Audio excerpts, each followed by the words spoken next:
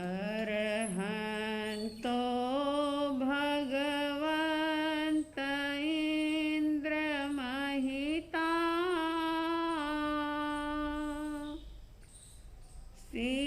सिद्धाश्च सिद्धिस्थिता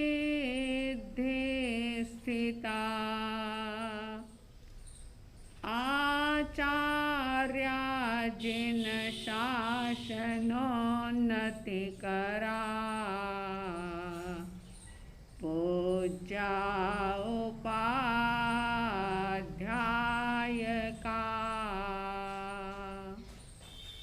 श्री सिद्धांत सुपाठका मुनिवरा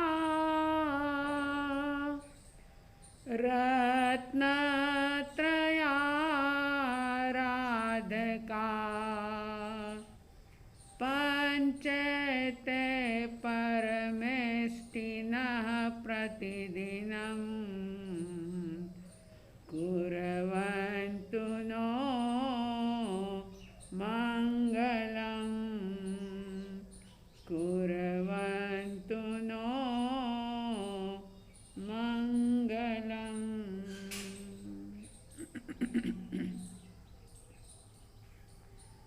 श्रद्धालु जिज्ञासु श्रोताओं, आयम्बिल ओली पर्व का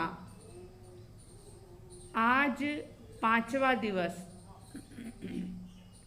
नमो लोए सव साहुणम, इस पंचम पद की साधना काले रंग के साथ की जाती है। साध्वी द्वय की तरफ से हार्दिक हार्दिक साधुवाद और दिल की गहराइयों से उन सभी तपस्वी भाई बहनों की अनुमोदना जो इस ओली तप के पावन अवसर पर तप के साथ 9 पद की साधना करते हुए अपने कर्मों के मेल को धो रहे हैं, आत्मा को पावन पवित्र बनाते हुए अपने स्व में स्थित होने का, स्व आत्मा में रमण करने का प्रयास और पुरुषार्थ कर रहे हैं। इन पवित्र दिवसों में श्रीपाल और मैना सुंदरी का चरित्र आप सुन रहे हैं और इस चरित्र के अंतर्गत आपने सुना था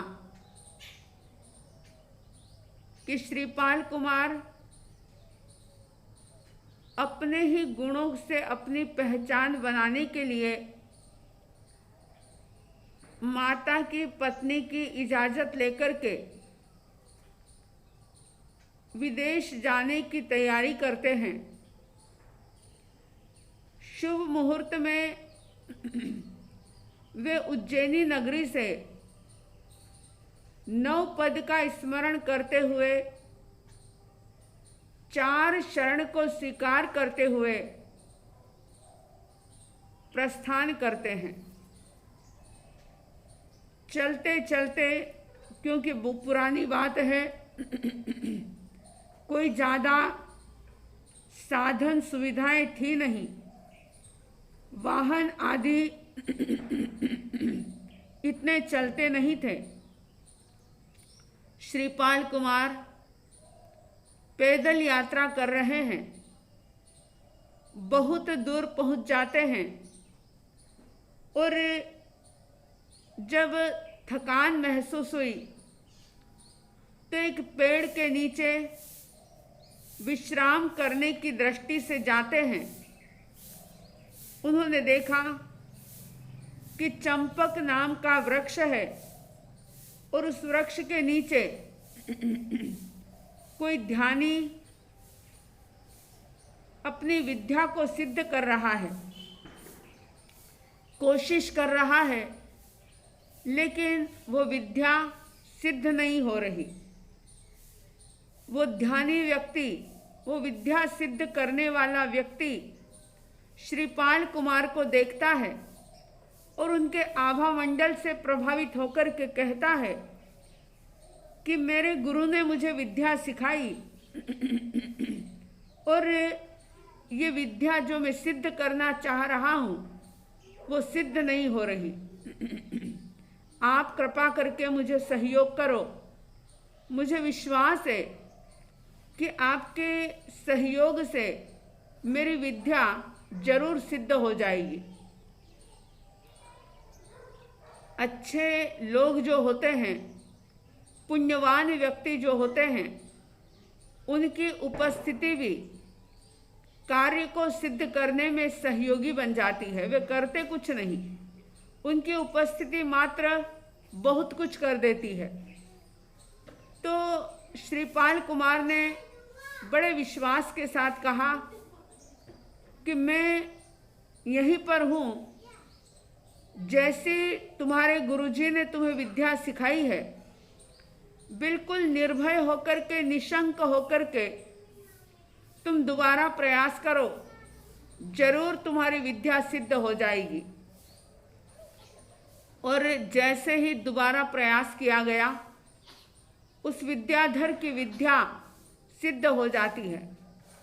विद्या सिद्ध हुई और वह कुंवर का यानी श्रीपाल कुमार का आभार मानते हैं, उनको धन्यवाद देते हैं और श्रीपाल कुमार को कहते हैं कि मैंने जो विद्या सिद्ध की है, ये जल तरणी और शस्त्र परहरणी, ये 2 प्रकार की विद्या है जो मैं तुम्हें भी देना चाहता हूँ। श्रीपाल कुमार ने वो 2 विद्याएं प्राप्त की, जल तरणी और शस्त्र परहरणी। ऐसी 2 विद्या लेकर के श्रीपाल कुमार आगे बढ़ जाते हैं। आगे चलते चलते उन्होंने देखा कि एक व्यक्ति जो कि स्वर्ण रसायन बना रहा है, लेकिन लाख कोशिश करने के बाद भी वो स्वर्ण रसायन बन नहीं रहा। वह भी श्रीपाल कुमार से कहता है कि आप मुझे सहयोग दो, मेरा ये स्वर्ण रसायन तैयार हो जाएगा। श्रीपाल कुमार ने दोबारा 9 पद का स्मरण करते हुए उसे विधि करवाई और जो कार्य कई घंटों से वो व्यक्ति कर रहा था लेकिन काम हो नहीं पा रहा था, वो काम श्रीपाल की उपस्थिति से बन जाता है, यानी स्वर्ण रसायन तैयार हो जाता है। वो व्यक्ति कहता है कि आप ही की कृपा से ये स्वर्ण रसायन तैयार हुआ है, आप जितना चाहें ये सोना ले लो, क्योंकि उसने उस स्वर्ण रसायन से बहुत सारा सोना बना लिया था। वो कहता है कि आप जितना चाहो सोना ले लो। श्रीपाल कुमार, जिनको कि अपना लक्ष्य, अपनी मंजिल पता थी, वे इन छोटे छोटे प्रलोभनों में उलझने वाले नहीं थे। उन्होंने इनकार किया, मुझे इस चीज़ की आवश्यकता नहीं, मेरा लक्ष्य कुछ और है। लेकिन वो व्यक्ति बहुत मनोहार करता है, बहुत उनको देने की कोशिश करता है। तब श्रीपाल कुमार ने उसका मान रखते हुए थोड़ा सा सोना ग्रहण किया और वे वहाँ से आगे बढ़ जाते हैं। आगे बढ़ते बढ़ते वे गुजरात के भरूच शहर में पहुँचते हैं और वहाँ आकर के उन्होंने उस सोने को बेच दिया, उससे कपड़े आदि खरीदे, शस्त्र आदि खरीदे और जो उनके पास 2 विद्याएं थी जड़ी बूटी के रूप में, उनको भी उन्होंने सोने के अंदर मड़वा लिया और उसे अपनी भुजा पर बांध लिया। और इस प्रकार से एक बगीचे के अंदर आकर के वे आराम करने लगे। वे सो रहे थे, आराम कर रहे थे। उसी भरूच नगर के अंदर धवल नाम का एक सेठ जो बहुत नामी था, गिरामी था, बहुत बड़ा साहूकार था, बहुत लंबा चौड़ा उसका व्यापार था और उसने अपने बहुत सारे जहाज़ों के अंदर किराने का सामान भरा और वो व्यापार करने के लिए बहुत दूर देशावर जा रहा था। 12 वर्ष का सामान उसके अंदर भरा हुआ था। उस धवल सेठ के पास 10,000 सैनिक थे और कई सारे साहूकार महाजन जो उसके साथ जा रहे थे व्यापार करने के लिए। लेकिन भरूच नगर के द्रह में उस धवल सेठ के 500 जहाज अटक जाते हैं, फंस जाते हैं। अब धवल सेठ घबराता है, वह बहुत कोशिश करता है लेकिन उसके जहाज निकलते नहीं। वह घबराता है। किसी ज्योतिष ने कह दिया, एक वीर कहे सुनो सेठ जी, जहाज चलाना चाहो। एक वीर कहे सुनो सेठ जी, जहाज चलाना चाहो। तो शुभ लक्षण युक्त पुरुष का, तो शुभ लक्षण युक्त पुरुष का तुम बलिदान चढ़ाओ हो।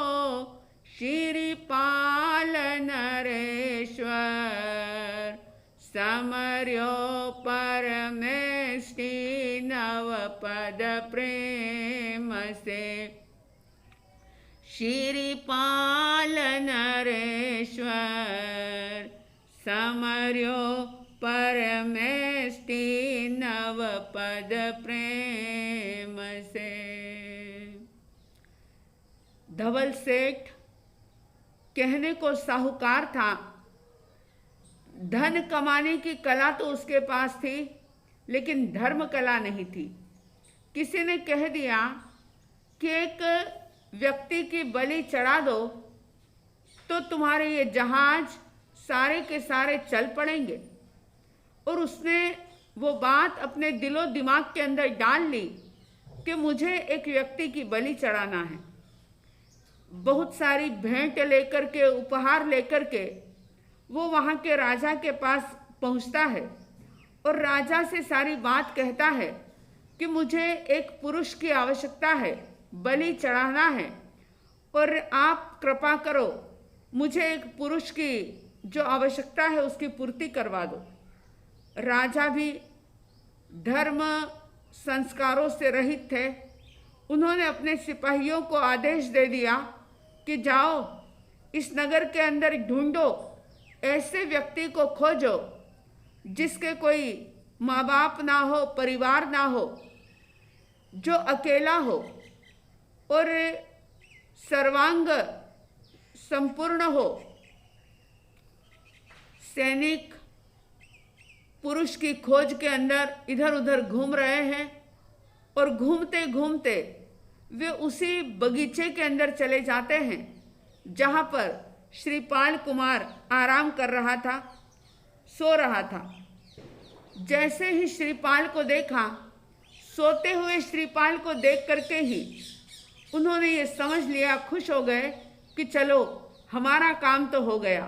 राजा ने जो आदेश दिया है वो कार्य पूरा हुआ। लेकिन वहाँ खड़े खड़े आपस में बात कर रहे हैं कि ये तो बहुत बलवान व्यक्ति दिखाई दे रहा है, ये तो वीर व्यक्ति दिखाई दे रहा है, अब इसको कैसे पकड़ें, कौन इसे उठाएगा।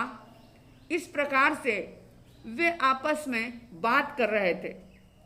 उनकी बातों की आवाज़ को सुनकर के श्रीपाल की नींद खुल जाती है।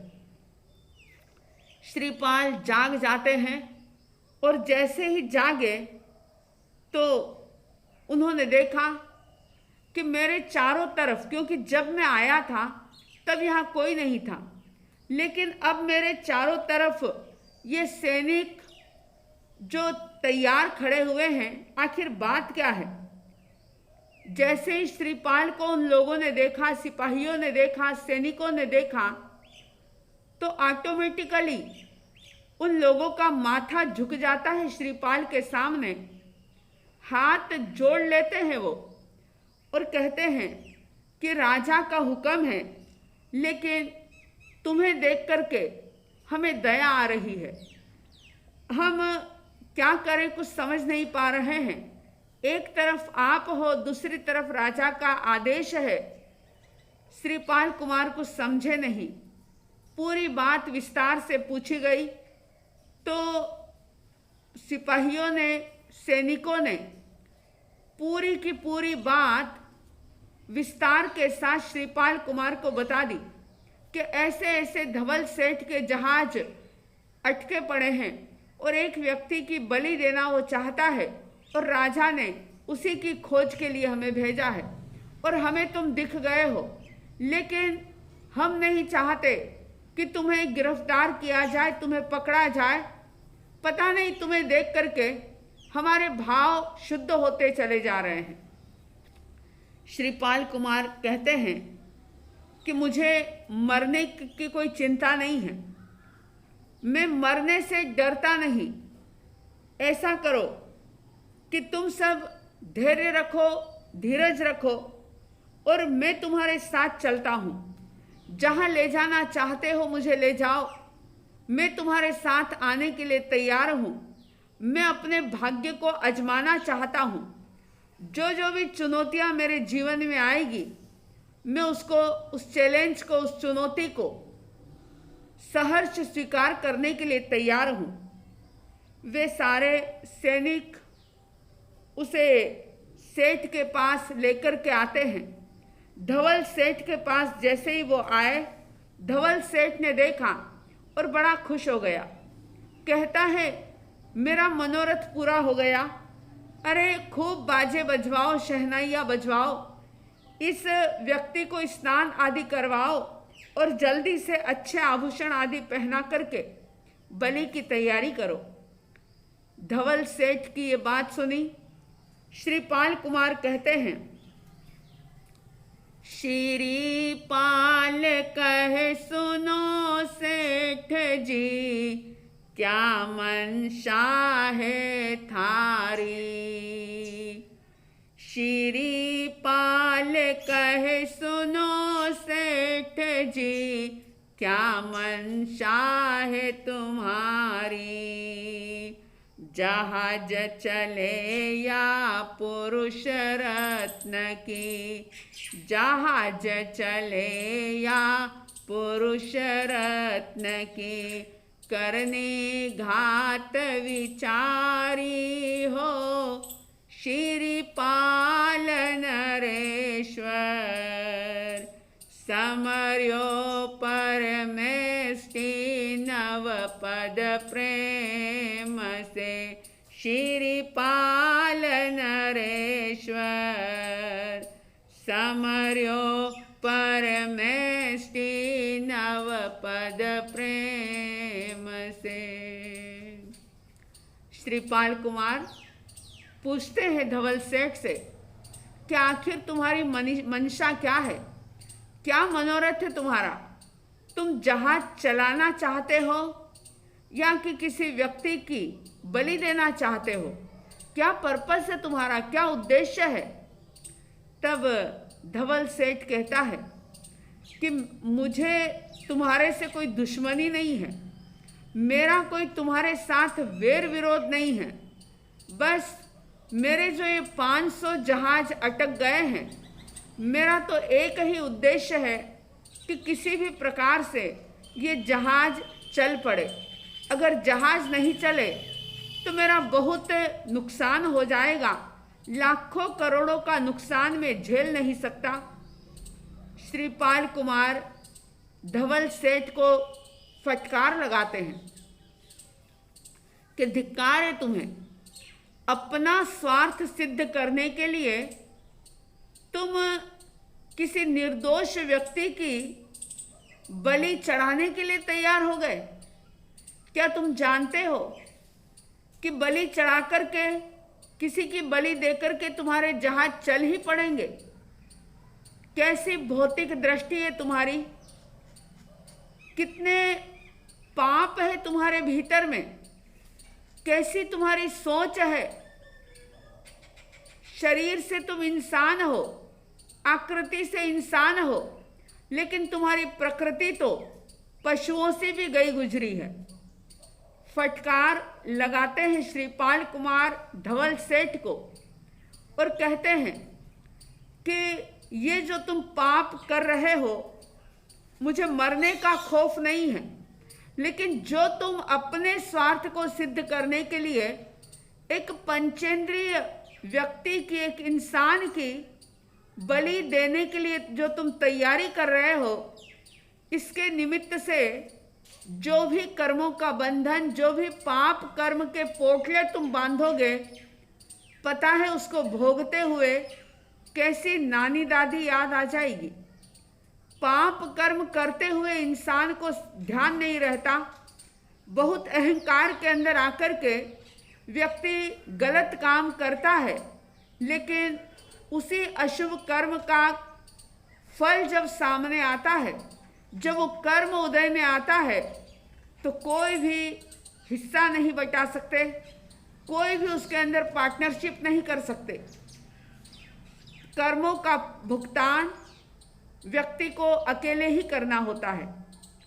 धवल सेठ को डांटते हैं, फटकारते हैं, समझाते हैं श्रीपाल कुमार।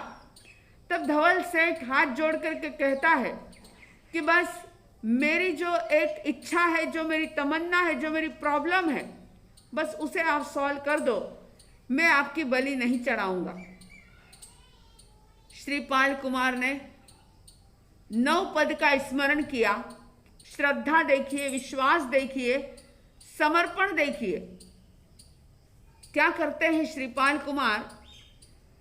9 पद सुमर जहाज के मारी, 9 पद सुमर कुंवर जहाज के मारी, लात फटकार।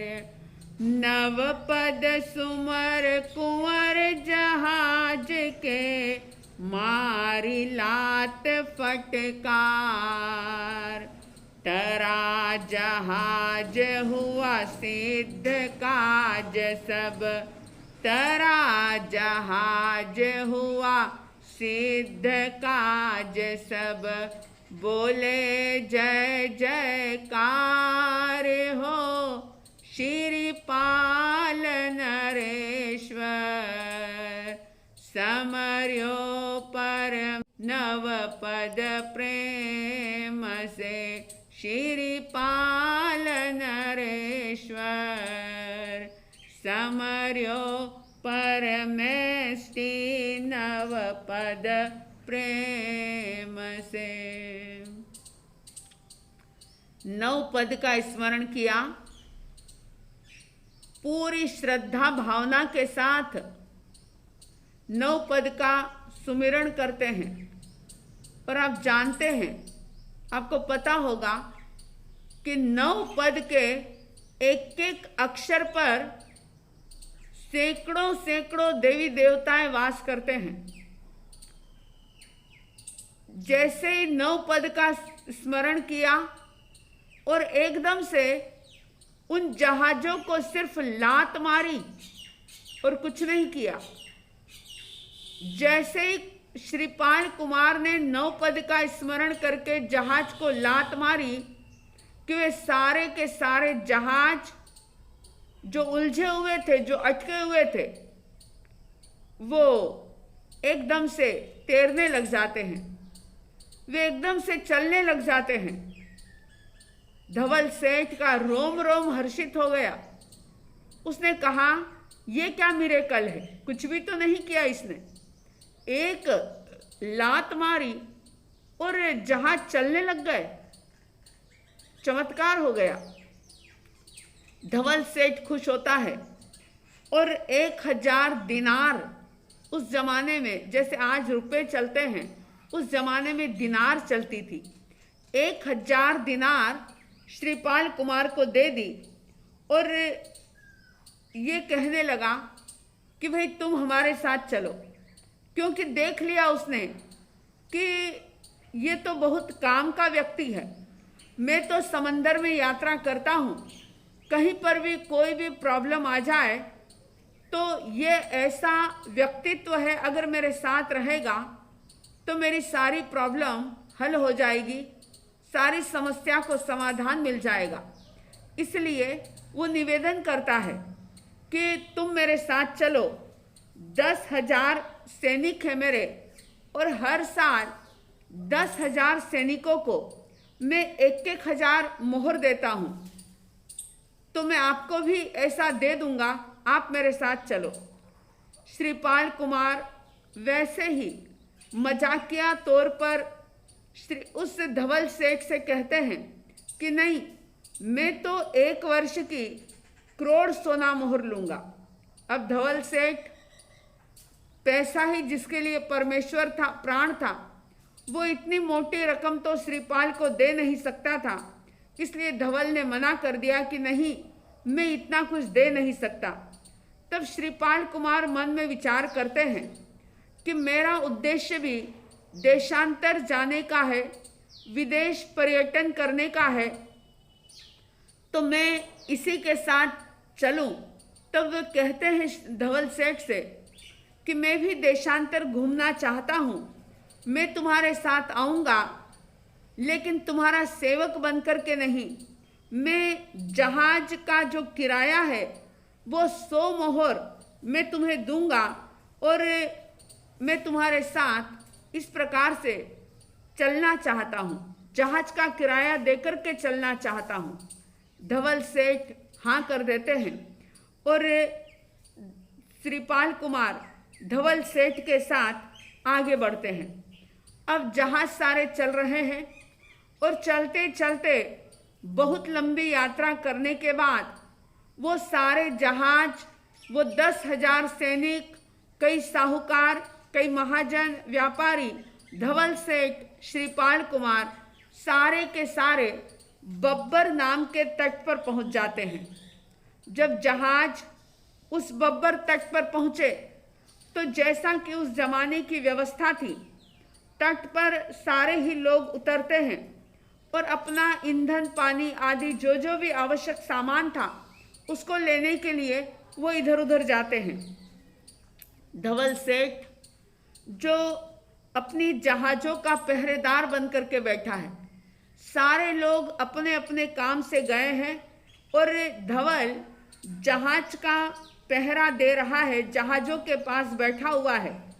तभी वहाँ पर उस शहर के जो राजा थे, उनके सेवक धवल सेठ के पास टैक्स लेने के लिए आते हैं।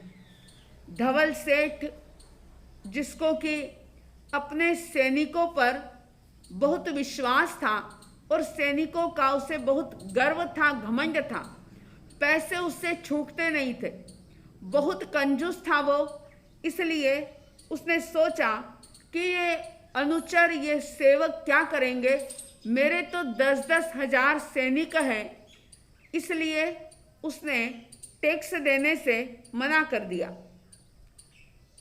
जब वे राजा के अनुचर बिना टैक्स लिए चले जाते हैं और राजा को जब ये बात पता चलती है तो स्वयं राजा दल बल के साथ वहां पर पहुंच जाते हैं। और राजा इतना तेजस्वी था कि उस राजा के तेज को धवल सेठ के जो सैनिक थे वो सहन नहीं कर पाए। भयभीत होकर के वे धवल सेठ को छोड़ करके इधर उधर भाग जाते हैं। और राजा ने धवल सेठ से उस प्रकार की व्यवस्था को खंडित करने के बारे में पूछा कि तुम टैक्स क्यों नहीं दे रहे, तुमने आखिर इस व्यवस्था का उल्लंघन क्यों किया। धवल सेठ अपने ही गुमान में, अपने ही अहंकार के अंदर था। जब उसने उल्टे सीधे जवाब दिए तो राजा ने नाराज होकर के धवल सेठ को बंधनों के अंदर बंधवा दिया, उसके सारे जहाजों पर पहरा लगा दिया, आज की भाषा में सब कुछ सील कर दिया और उस धवल सेठ को बांध दिया गया बंधनों के अंदर। अब श्रीपाल कुमार धवल सेठ को बंधनों में बंधा हुआ देख करके कहते हैं, श्रीपाल कहे धवल सेठ से, सुभट गया किस ओर। श्रीपाल कहे धवल सेठ से, सुभट गया किस वाट। क्रोड़ सोनैया जो मुझ देता, क्रोड़ सोनैया जो मुझ देता, नहीं होता यह हाल हो। श्रीपाल नरेश्वर समर्यो परमेष्टि नव पद प्रेम से। श्रीपाल नरेश्वर समर्यो परमेष्टि नव पद प्रेम से। जैन दर्शन जो बड़ा ही सूक्ष्म दर्शन है, इस दर्शन के अंदर राज विरुद्ध कार्य करने को भी गुनाह माना है, अपराध माना है। धवल सेठ ने राज्य विरुद्ध काम किया, यानी कि टैक्स देना चाहिए, कर चुकाना चाहिए, लेकिन नहीं चुकाया और राजा ने उसे बंधनों में बांधा। तब श्रीपाल कुमार कहते हैं कि अब बताओ, तुम्हें तो बड़ा अहंकार था 10,000 सैनिकों का, अब तुम्हारे सारे सैनिक कहाँ चले गए, किधर गए हैं वो? अगर तुम मुझे, मैंने जो मांगा वो अगर तुम मुझे देते तो आज तुम्हारा ये हाल नहीं होता। हालांकि श्रीपाल कुमार के मन में कोई लोभ लालच का भाव नहीं था, धर्म उनके रग रग में समाया हुआ था। धन से ज्यादा धर्म को महत्वपूर्ण वो मानते थे। लेकिन जो दुर्जन होते हैं उनको शिक्षा देने के लिए सज्जन लोग इस प्रकार की बात करते हैं। धवल सेठ श्रीपाल कुमार की बात को सुनते हैं और समझ जाते हैं कि अब इस अनजानी जगह पर, जहाँ पर मेरा कोई सहारा नहीं है, मेरे सारे सैनिक भी चले गए हैं, मेरे सारे जहाज़ों को, मेरे सारे माल को सील कर दिया गया है, अब मैं बिल्कुल निसहाय हो गया हूँ। अब तो एकमात्र श्रीपाल ही मेरा सहारा बन सकता है। तब वह हाथ जोड़ करके श्रीपाल कुमार से निवेदन करता है कि आप मुझे बचा लो, आप मुझे इस संकट से उबार लो। अगर तुमने मुझे इस संकट से उबार लिया तो मैं तुम्हें अपने 250 जहाज दे दूंगा। धवल सेठ के पास 500 जहाज थे। वो कहता है, देखिए मरता क्या न करता। एक तरफ तो वो टैक्स देने के लिए भी इनकार कर रहा था, लेकिन अब स्वयं के ऊपर जब समस्या आ गई, मुसीबत आ गई, तो उससे निजात पाने के लिए वह 250 जहाज देने की बात करता है कि मैं तुम्हें 250 जहाज दे दूंगा, बस किसी भी प्रकार से मुझे छुड़ा लो, मुझे इस बंधनों से मुक्त करवा दो, मैं तुम्हारा एहसान जीवन भर नहीं भूलूंगा। इस प्रकार का निवेदन धवल सेठ श्रीपाल कुमार से कर रहे हैं। अब श्रीपाल कुमार किस प्रकार की एक्शन लेते हैं, आगे चरित्र में किस प्रकार का वर्णन आता है, समय आने पर आप सुनेंगे तो संपूर्ण वृत्तांत ज्ञात हो सकेगा। इन्हीं शब्दों के साथ आप सबके भीतर में नवपद की साधना आराधना के प्रति दृढ़ श्रद्धा और आस्था का भाव जागे। आप इन पावन पवित्र दिवसों में ज़्यादा से ज़्यादा साधना करके अपनी आत्मविशुद्धि कर सकें, ऐसी साध्वी द्वय की तरफ से हार्दिक हार्दिक शुभ मंगल भावनाओं के साथ जय प्रभु महावीर, जय गुरु आनंद।